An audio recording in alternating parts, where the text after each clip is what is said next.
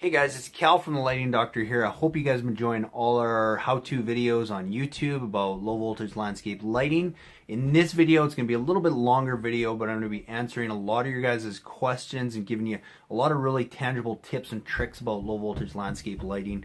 Talking about the most popular types of lights to use and where to use them, and show you some real life examples so that maybe that will translate onto your property, as well as give you some really good time-saving tools and tricks to make it a lot easier for you to go and install your own system and avoid a lot of the headaches that we ran into early on. So I hope that you guys enjoy this video. Please, as always, send me your comments and your questions to cal@lightingdoctor.ca. I would be happy to answer those, or go and check us out on Facebook, or visit us at www.lightingdoctor.ca. Thanks so much. Hey guys, this is going to be a little bit longer video, but what I'm going to cover is I'm going to talk quickly about some of the most popular lighting fixtures, how to use them, show you some examples of what you can do with the different kinds of lights, and then lastly just some helpful hints and tips to make your life that much easier when you decide to install your own landscape lighting system. So the first light I'm going to talk about is your uplight, spotlight. Accent light has a bunch of different names. I tend to call it the accent light because that's exactly what it's designed to do, is accent some type of feature on your home or in your landscape. And they basically all kind of look the same, with some slightly different features and stuff, but they're all meant to do the same thing. And one thing I will say about these, and what we tend to typically do, is you can get two kinds of these. You can get basically like a drop-in fixture or an integrated fixture. So what an integrated fixture is nowadays, it's a light like this that has the LED board built into it, which basically means you can't change that out. And LED is going to last you 10 to 15 years. Any good quality light's going to last you 10 to 15 years as an LED. The one thing, and I'm not going to talk too much about halogen at all in this video, because it just doesn't make any sense anymore. It's like trying to explain how a rotary phone works when nobody uses them anymore, because now we have cell phones. That's what LED is not only does it save you power, you're not changing bulbs every year. The biggest thing I find is it makes your life way easier when you're designing a system, because you don't have to worry about all the garbage like voltage drop and all that kind of stuff that you see videos on YouTube of from 10-15 years ago. And any contractor that's still using halogen is crazy, and the only reason they're using it is because it's way cheaper. Just like lights in your house are cheaper if you're still using, the old ones, as opposed to when you integrate to, when you retrofit to LEDs. So that's all I'm going to say about halogen. The one thing to keep in mind is that if you do have a system and you have a 20-watt halogen lamp in your fixture, that's about the equivalent of a 4.5-watt LED. And if you have a 35-watt halogen, that is the equivalent of approximately a 5.5-watt LED. So you can see there's a huge difference there. That's using 20 watts and that's using 4 watts. And it just keeps getting better. The better the technology, the lower this number gets. So it makes it easy to design, because now, excuse me, now, if you had 10, 20 watt halogen bulbs before, that's 200 watts. You start to need a pretty big transformer. Whereas now I can have 20 lights at 4 watts, and that's under, do the math there, that's under 100 watts. So you can get a much smaller transformer. So just stick with LED and save yourself some headaches. And if you have a halogen system, you can easily go and retrofit most systems. If it was put in by a professional and it wasn't some rinky-dink operation, chances are you're going to easily be able to retrofit that with some kind of drop-in LED bulb. The one question I do get asked often about LED is, well, yeah, what's the color though? And because they think it's that bright white that gets associated with LED. Well, in most cases now, the LED bulbs they come standard at 2700 or 3000 Kelvin, and all that is that's the temperature color, which means basically that's that warm yellow that you're used to seeing. The higher this number gets, the whiter the light is. So if you see 4000 Kelvin, that's closer to that white LED light that you're accustomed to seeing. But you can save a lot of money by doing this and just buying a really good quality halogen fixture, and then really just tossing the halogen bulb out of it and retrofitting it with a good quality LED bulb. You might not get the same warranty that a lot of the manufacturers will give on an integrated one, because then they control all the components, but you're still going to get that bulb and that fixture to last 10 to 15 years if you're spending the proper amount of money and going with a good brand and a good quality one.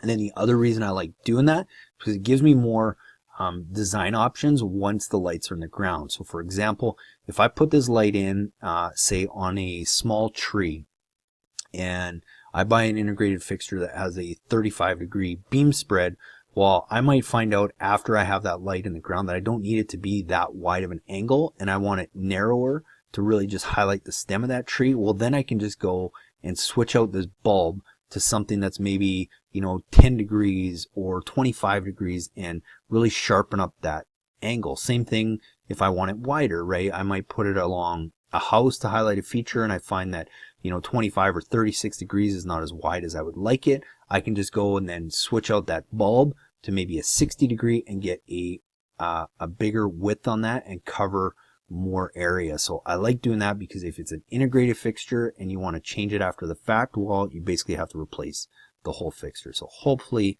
that makes sense. And just show you some examples here of uplighting, and this is commonly what you'll see is just uplighting some accent trees or whatever. What I do like about what they've done here is, because it is close to the patio, you do get a lot of reflection off this foliage back down onto the patio, which means you can potentially eliminate some path lighting. Example here, again, they're using it on some bigger trees. In some cases you might have to use a slightly brighter light if you have really tall trees. And then on shrubs and areas like this, and this would be an area where maybe you've got to use a slightly wider angle lens in it, because you don't need it to shoot super high, you want it to shoot wider. And remember one thing, the wider the angle is, the less height you're going to get on that light. So something to keep in mind. So just some examples there. Again, another example of how they've integrated some path lighting with some uplighting in this case. And then here's a good example, again, both with path lighting and uplighting. The reason I want to show this picture is because you see how these trees overhang here? When they're full of foliage, you can get that light up in there, and you're going to get a lot of reflection off of that back down onto the patio, where in this case they probably could have used a lot less path lights, because they're going to get a lot of reflection off of here. So something to keep in mind. Again, if you're working on a budget or don't want to light up like crazy, that's something you can think about. And then the reason I chose this one is just because you want to try and avoid this and just make sure that you don't have light shining directly into your eyes. So wherever you're going to be looking at it, try and keep that light pointed away, or have some kind of special shroud on it that keeps the light out of your eyes and featured on what exactly you're trying to highlight. This is a great example here, because in this one, they're doing two things that I really like. Is one, they're featuring and accenting the house, which I think is probably the first thing you should do with landscape lighting. Before you go and put it on any trees or anything, focus on your house first. That's the thing that costs you the most money, you spend the most money on. And when people go and buy your house, you want to increase your curb appeal, that's what they're going to notice is your house. It's going to stand out. So here's an example of how they used it to create some nice texturing on this rock work. You don't need to have, this fancy rock work and texturing to do that. Even on, houses with siding, just having that light shine and feature that house makes a huge, huge difference. And then here, what I like is, instead of lining the driveway with a bunch of path lights, they've used an uplight here to highlight this tree and then also get some reflection back down onto the driveway. It's a great way to do two things with one light. And last I heard, most cars have headlights on them, so you don't need to spend a whole bunch of money trying to highlight this whole big driveway area. Really good example here of how they've used uplighting to showcase and feature this house. I love how they've gotten it right up to the tops of the peaks, how they've really done that entranceway and the accent lighting and between the windows and everything. This is what landscape lighting should look like. So you should focus on this before I think you even focus on the trees and different areas like that. And then I just want to show you this one because this is a great example of how they've used it to cast some shadows, and all they've really done here is they've just placed an uplight further behind these trees. So now again, they're highlighting the tree and they're creating some shadowing on their house. So another example of how they're doing two things with one light. And then this is probably the most economical and the best bang for your buck value that you can use out of any light is it's called moonlighting or downlighting, and it's the technique of using a light up in a high area in a tree, something like this, and shining it down. And what that does is now you're highlighting the trunk and the base of this tree, you're highlighting the foliage, you're highlighting the ground cover, and you're casting shadows through the branches down onto the street, which is also great because in the wintertime, when you don't have as much up here to feature, you're still creating some cool effects. With one light now, you can go and accomplish what might have taken you 4 or 5 lights. So easily, best bang for your buck. Yes, it's more work to get it up there. You'll need some kind of special mount that you can use so that as that tree grows, you can leave some slack on that light, as well as the wire. You got to make sure to leave some slack and run it there, but still make it secure. There is ways to do that very easily. There's a little bit more maintenance for these, but as you can see, you can accomplish a lot of things with just one light. The next most popular light that I'm going to talk about, and again is used all the time, is path and garden lighting.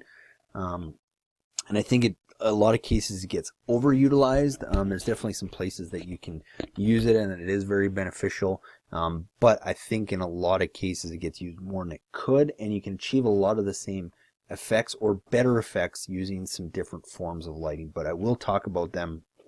And a couple things, again, a lot of times what we do in this case is you can buy the LED integrated ones where the board is built right in there. Again, just cost wise, I like finding a really good fixture that I know is going to work and just retrofitting it with a good LED bulb that, again, I can choose the preferences of that, and I know is still going to last a really, really long time.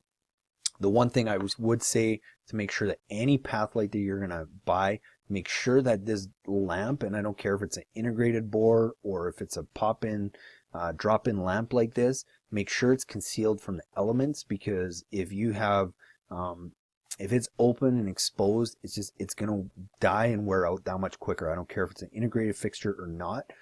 So, in a case like this, it's completely sealed off, but you can't see the light. It's got waterproof seals on it, so I know a light like this is going to last a long time. And I often get asked about, well, how far do you space out path lights? And it really depends on preference. The one thing I will say is, you don't need to light up a runway. You're not trying to land an airplane, so you don't need to, load your property with path lights. Just stagger them to your preference and what looks good. A general rule of thumb is if you have something around a 12-inch height, you're probably 8 to 10 to maybe 12 feet spread on those is how far that light's going to shine on the ground. The darker the ground cover, the less distance that light is going to spread, because it's going to get absorbed by the ground. The lighter the ground cover is, the more spread you're going to get on that light. And then the other thing to keep in mind is stem is also very important in determining how far you want that light to go. So more so than the brightness of this bulb, which most are going to pretty much come pretty standard at what I would say is 170 lumens or 2.5 watts. Any good one will be like that. If you see a very cheap version at one of the big box stores, look on it, you're probably going to see a lumen count of about 50 or 70 lumens. All that is the brightness of the bulb. And a good path light should be at least 150 lumens to be effective. But more so than that is the stem height. If you get a 12-inch, you can probably, which means a light that's 12 inches off the ground, you're probably going to get that to spread, like I said, 8 to maybe 12 feet. If you have a 18-inch stem, you're probably going to extend that to 10 to maybe 14 feet. If you have a 6-inch or an 8-inch stem, well, you can think of that, you're going to get a lot less. You might only get 4 feet or 6 feet of spread. So again, when you're shopping for these lights, make sure, especially at the big box stores, what you'll typically find is they're 6 to 8 inches off the ground. They're only about, 50 to 70 lumens, and people always wonder, well, how come this light is so much more expensive than what I saw at Home Depot or Lowe's or whatever it was? It's because quality and the stuff that's there, I'll be honest with you, it's for the most part it's garbage. So just to give you a little idea there.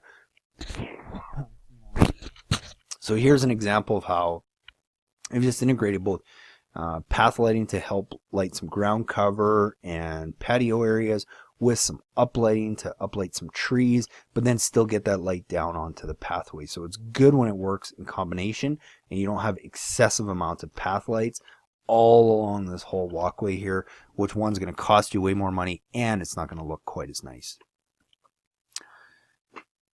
Again, they are great in gardens and stuff, to light little stone rivers and stuff when you don't have the option of maybe putting a downlight or you don't have a lot to reflect the light off of. It is a great way to just light up that ground cover or a walkway area. As you can see here, again, they haven't littered the pathway with a whole bunch of lights. They've spread them out a good distance, probably 12 feet or so of distance, and they've staggered them from side to side because you don't need it to be this bright everywhere. You just want to make sure that you can see the pathway and see those stepping stones, so you avoid obviously any injury, but also so it looks nice too. Again, just great ways to highlight different types of foliage and stuff. And then the one thing I would say is, as much as possible, it does look good if you can stagger them more, and you will find that light, you just get a better use of that light. But for maintenance reasons, you want to try as much as possible keep them off areas that you're going to have to maintain, like grass areas, because here now you're going to have to mow and trim around these, and that's just going to cause these to get busted and broken that much sooner, as well as it just wastes your time. So what I would say is, as much as possible, either try and have some type of border around this that you can place these so you don't have to maintain them, or just try and keep your lights out of those areas just to avoid headaches for yourself, and try and find different ways that maybe you can light these pathways. So maybe in this case there might have been some trees up here that they could have threw some downlights and lit from above. Who knows? But again, just remember that you are going to have to do a lot more maintenance when you have it in a grass area like that.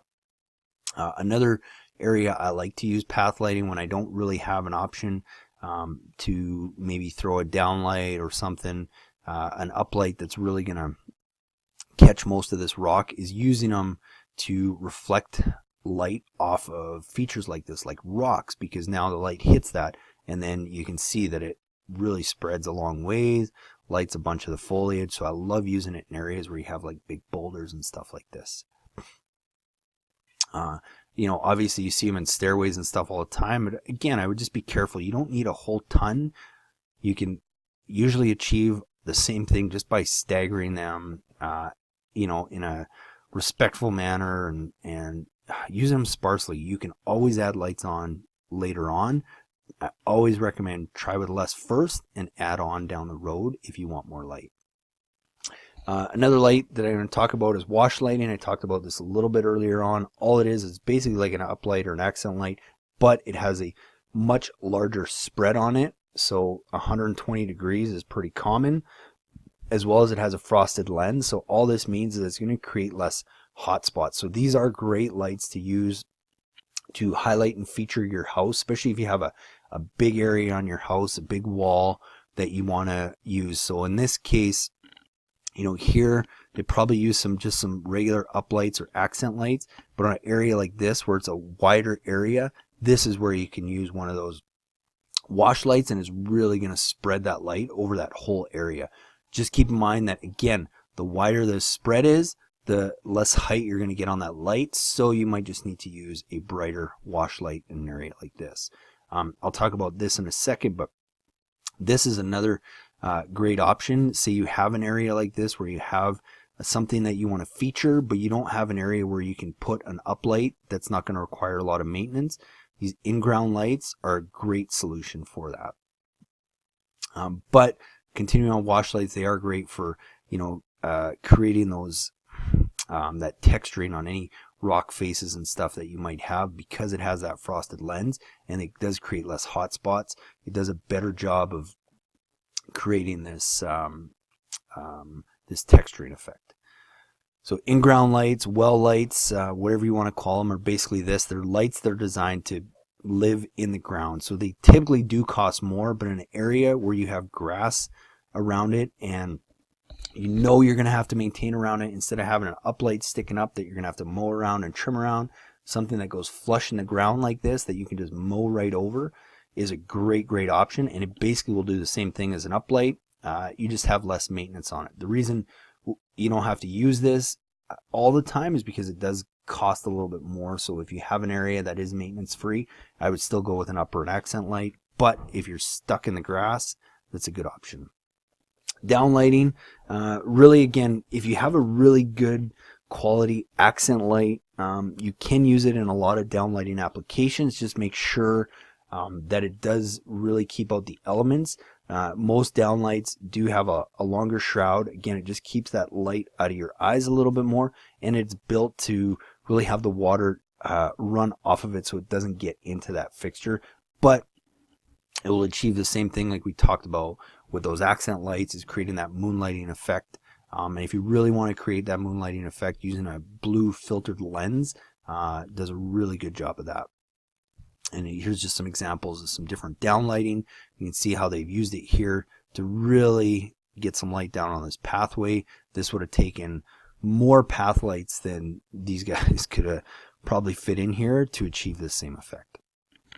Again, just different ways of lighting the stairs, right? Again, instead of a bunch of path lights, they have some downlighting here that does the same effect, and it makes this area look great, as well as covers a whole bunch of ground cover with just one light. And as we talked about before, creating that shadowing and casting effect down on the ground is another great option as well. So I'm also a big fan of hardscape lighting and wall lighting and deck lighting, but in particular this kind of style. There is a lot of step lighting and wall lighting that, say it would just fit into the concrete like this. It gets molded in, but then you have this bright light shining right at you as you're walking up these stairs. What I like about this is it usually hides pretty inconspicuously under a cap or something, and then the light shines down where it's supposed to and not in your eyes. So I love these lights for, stairs, for barbecue pit areas, anywhere where you've got stonework like this, on fences, on decks, under railings on decks. They work great too for lighting up the deck, but then the light's hidden and it's not shining in your eye. There's so much deck lighting out there that I really don't like, because a couple things. One, you'll see a lot of the rope lighting, which in some cases can look good, but in my opinion it still just looks like you're at a 70s disco. And then there's a lot of deck lighting that just sits right on the edge and then just shines right in your eye. And again, that's not what you're trying to achieve. You're trying to highlight or feature an area. You don't necessarily want to see that light directly in your eyes. And just some examples of how you can use these lights. And again, because you're not wasting any light now, it's not shining just out into space, it's shining down on the ground. It can be a great way to light up some ground cover as well, and again, avoid having to use a bunch of path lighting. Underwater lights, I don't need to talk too much about these. They're pretty self-explanatory. They're designed to live under the water, and all I would say is do not skimp on these. Cheap ones will not last you long, because you got to think about it. They got to work underwater, and electricity and water typically do not go well. So make sure you spend money and go with a well-known manufacturer on any underwater lights that you use. But if you do, they can create some amazing looking effects. If you have any waterfalls or pond features in your home, I would highly recommend considering them. Alright guys, just wrapping up here. We just want to show you some examples of the difference between having landscape lighting and not having landscape lighting, and the difference between when you go and buy a good quality landscape lighting as opposed to what you will find on the shelves at most of your big box stores. So here's just an example of what an area looks like, obviously during the daytime, but I know for a fact that on this house they spent a lot of money on landscaping And at night when it gets dark, this is a little bit out of town, so there's no lights whatsoever. So it is pitch black at this house. You know, and just by adding some landscape lighting to really go and feature a bunch of different trees, a bunch of different colors, some beautiful patios and sidewalks that they had done, that it almost looks like a river at night because you get the reflection of the light off the nice concrete. And really just how we took a yard that looks beautiful in the daytime and we made it look great at night as well. And again, without the lighting, all this just disappears at night, and it's just a shame to have a beautiful house and a beautiful landscape like this. Whether it's $1 million house or a $50,000 house, doesn't matter. I mean, your home is where you spend the majority of your time, so why not make it look great? And then to show you really the difference between what you get when you go and find a good manufacturer's light, you know, somebody who designs landscape lighting systems for professional landscape lighting installers. There's lots of great companies out there: Kichler, FX Luminaire, Vista, and there's so many more. But you can see here, there's an obvious difference between what one light here will do as opposed to what you would buy in the big box store. And some of you might say, well, yeah, but that's more light than we need. And the point is that you need a lot more of these lights to achieve whatever it is you're trying to achieve on your property than you do with a good quality light. So yes, this might be 30, 40, even 50% cheaper than this one, but you're going to need a lot more of these to accomplish the exact same thing that you would had you just gone and got a good quality fixture to start with. And I will tell you, this will last you 5 times as long as this one, just from experience, because we go and repair these ones all the time. And then, you know, further to that, comparing to a solar landscape light that you can see really doesn't do much of a job at all. And although there are some that are out there that are getting better, the technology, not that it's not there yet, it's just not there yet in landscape lighting. And I'm not saying it's never going to be, because we're even working on developing our own brand so that, you know, eventually we can have a solar light that's going to look like this, and eventually that will come. It's just, as of right now, what you're going to find at the big box store lights, this is what you're going to get as opposed to this. And another example of, you know, here's a really good quality uplight, accent light, as opposed to a solar light that you can get at the big box store. Yes, this costs way less than this does, but what are you trying to achieve? And again, you know, a beautiful pathway lit up with some great path lights, some really good quality ones from FX Luminaire, as opposed to you know, the solar lights, which, by the way, this is the same property. We actually just put in solar lights at the exact same spots that we had these lights, so that you could see even the lights in the back. You can see there's a huge difference, but their neighbor actually had these on their property, and the following year we went and took them all out and basically did this to their property also. So a few last helpful tips and things to remember is, you know, just try to light your property with as few lights as possible. You're not trying to land a plane. You don't want your house to stand out like crazy. And I mean, a lot of times you see these $1 million homes that the outside is just, it's crazy with the amount of lights that they've got in their soffits and all that kind of stuff. And I mean, I don't know how much ego you need to have your house seen from space, but you don't need to do that. That's not what you're trying to achieve with landscape lighting. So I always say, try to light as much as possible with as few lights as possible. And remember, you can always add on more, especially if you're going with LED. The technology is just so much better. The design flexibility to add on down the road is so much easier to do. And remember, you can accomplish a lot cooler effects by just thinking outside the box and being a little bit more creative with some accent lighting, some down lighting, than you can with just littering your property with path lighting. So always try and think of that. How can I light an area in different ways, and try it out and see how it looks. If you don't like it, you can always change it later too. Don't waste your money on solar lighting. The technology is just not there yet. Just spend the money up front, depending on what you're trying to achieve. If you're really not trying to light your landscape and you just want to have some lights to see you have some lights, then go ahead with solar lighting. But I would recommend just staying away from them for now. Eventually there will be some good options, but it's just not quite there yet. Using filters is a really cool thing you can do.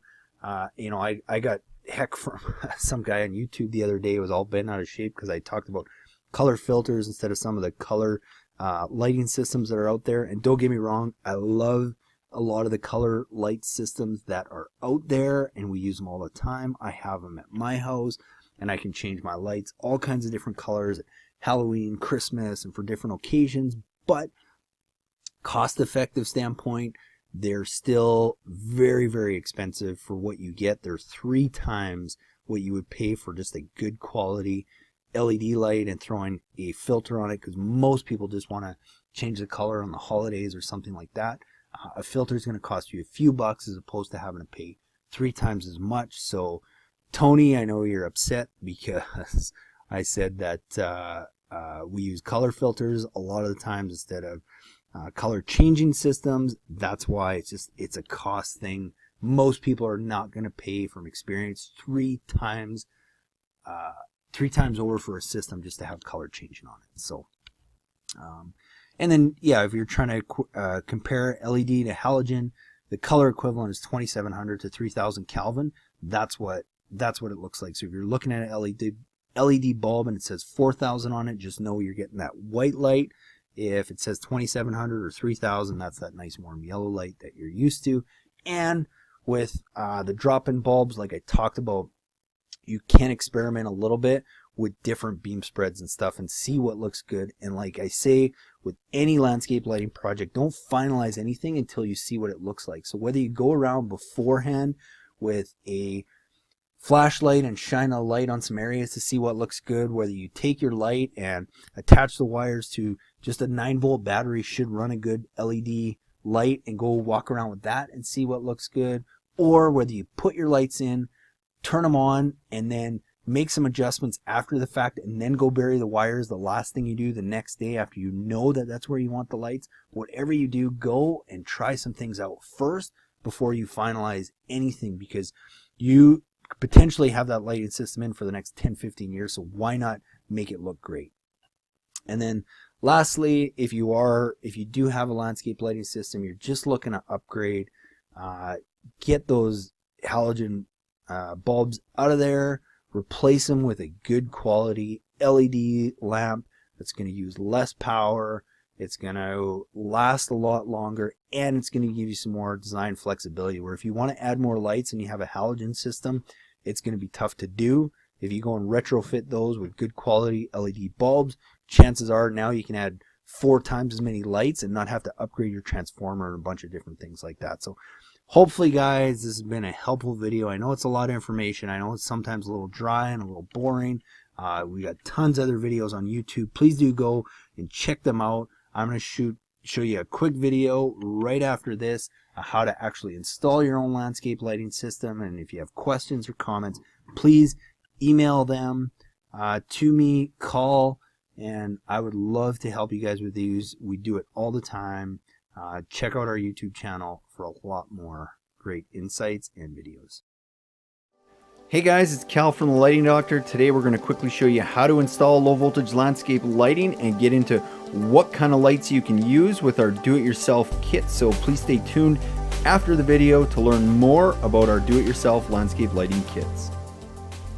First step in installing landscape lighting is determining what kind of lights you're going to use. Up and accent lighting is the most popular, commonly used for highlighting trees and different structures around their property. Wash lighting is great for lighting the exterior of homes and featuring and casting shadows on beautiful stonework around the property. Path and garden lighting also very popular for lighting pathways and gardens and different features around the property. And finally, hardscape lighting is another popular light commonly used around barbecue areas, fences, decks, steps, and so on. A great way to determine what's going to look good on your property is simply by taking a flashlight at night and going and highlighting and shining it on different features and structures around your landscape to see what's going to look great. Another tip or shortcut is to use a 9-volt battery. If you already have landscape lights, just hook the wires up to the terminals and you should be able to light those to see what looks great. When choosing your lights, something we recommend is using really high quality incandescent and halogen fixtures and retrofitting them with energy efficient LED technology bulbs that will not only save you money on power, but will also last pretty much the life of your fixture so that you're not having to change bulbs on a yearly basis. Just want to explain a little bit about the transformers, so basically the brains of your system. After you've placed your lights and you know what kind of lights you're going to use, the next step is determining what size transformer you're going to use. So a real simple way to do this, and if you're using a good quality light, when you buy it, it'll usually tell you how many watts that fixture is actually going to produce. If not, it'll usually tell you, if you actually look on the bulb, it'll tell you if it's 4.5 watts, 5.5 watts.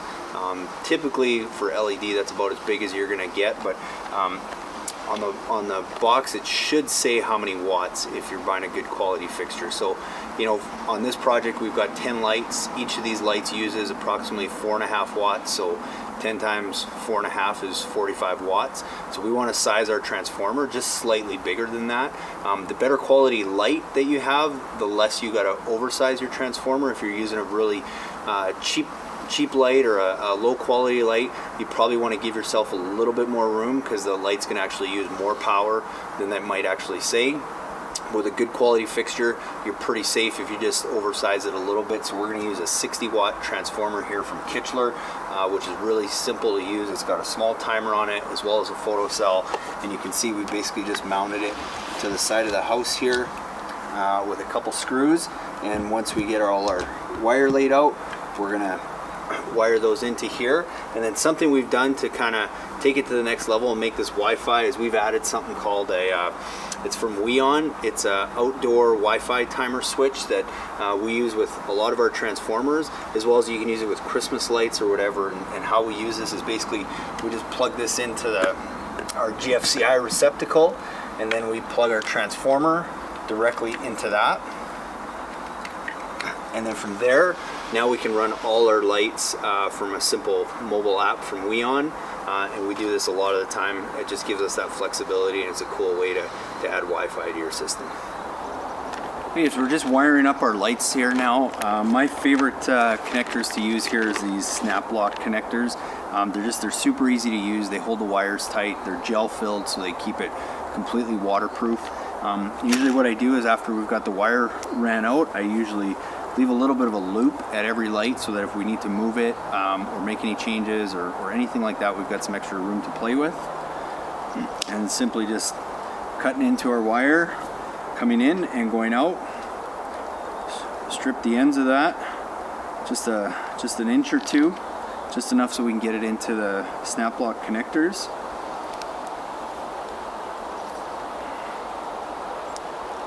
And then we'll also have our two wires that go to our fixture. So in this case, we've actually got an in-ground fixture that we're using.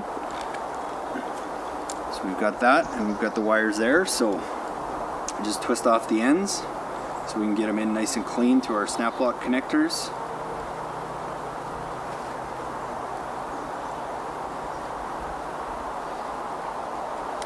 And these snap lock connectors that we're using here are pretty much good from 18 gauge wire all the way to 10 gauge low voltage wire. So what you do is they just open up. There's a couple ports on the bottom. You've got your wire coming in, goes into one.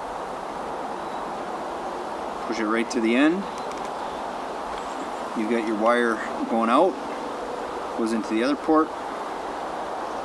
And then you've got your fixture wire, goes into the last port. And then you snap that tight, and you can see those wires aren't coming loose. And then you do that with your other set of wires. Open it up, you got your fixture wire, it goes in one. Your wire coming in goes into another, and your wire going out into the last port.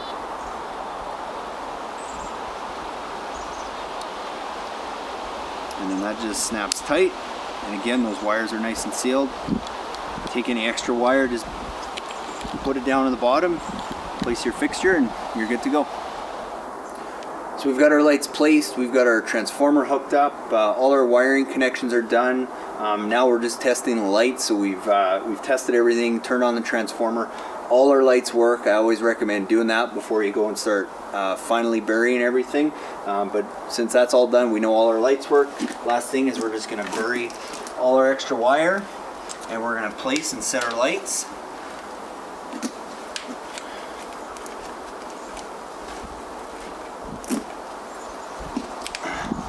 And if there's any final little adjustments to be done, we'll do those. I recommend coming back at night when you actually have the lights on. You can see how everything looks, to come back and make any last minute adjustments, just to make sure that everything looks good. But once you've done that, that's pretty much it. Now your landscape lighting system is ready to go. Hey guys, hope you enjoyed that, and as always, leave your questions below. We love answering those both on Facebook and YouTube. And if you haven't checked out yet, go to lightingdoctor.ca, where you can see all our do-it-yourself kits, where everything you just watched in the video is all included in a couple different packages, so that you don't have to do all the headache of trying to find what the best lights are, what's going to last the longest, how to size your transformer and all that. We've done all that for you, and we've taken a bunch of different manufacturers, taken the best products that they have, and just bundled them together to create those easy to install kits for you that are just world class. So thanks so much for watching. Please follow us on YouTube and Facebook for more great tips, and we can't wait to hear from you. Thanks so much.